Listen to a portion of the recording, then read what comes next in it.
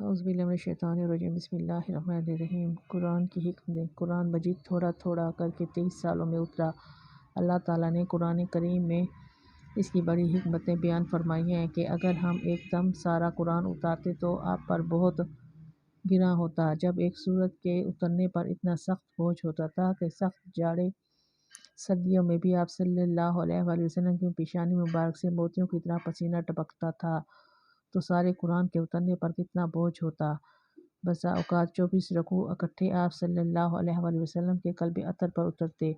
آپ صلی اللہ علیہ وآلہ وسلم کو فوراً یاد ہو جاتے، پھر آپ صلی اللہ علیہ وسلم کاتب کو بلوا کر لکھوا لیتے۔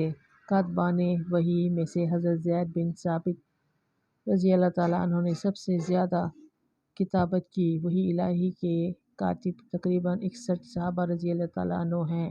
آپ صلی اللہ علیہ وسلم پڑھتے جاتے اور وہ لکھتے جاتے، پھر آپ صلی اللہ علیہ وآلہ وسلم فرماتے کہ سنو، اگر کچھ کمی پیشی ہوتی تو اصلاح فرما لیتے۔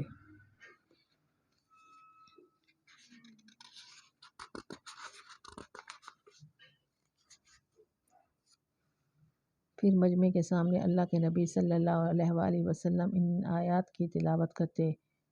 قرآن کریم کے تدریجاً اترنے کی یہ بھی حکمت تھی کہ تاکہ صحابہ کرام رضی اللہ تعالیٰ عنہ کے لیے اس کا یاد کرنا آسان ہو جائے، اور یہ بات بھی پیش نظر تھی کہ آپ صلی اللہ علیہ وآلہ وسلم پر مختلف حالات میں تکالیف و مشقتیں آئیں۔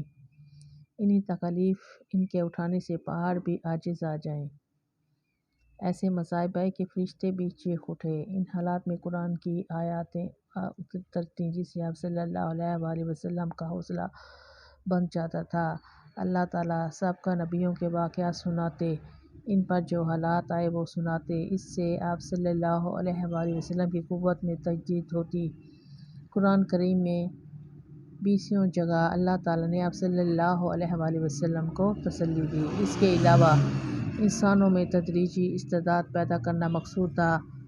یک لخت وہ سارے احکامات نہیں اٹھا سکتے تھے، اس لیے تدریجاً تھوڑا تھوڑا کر کے اس کتاب کو اتارا۔ جزاک اللہ۔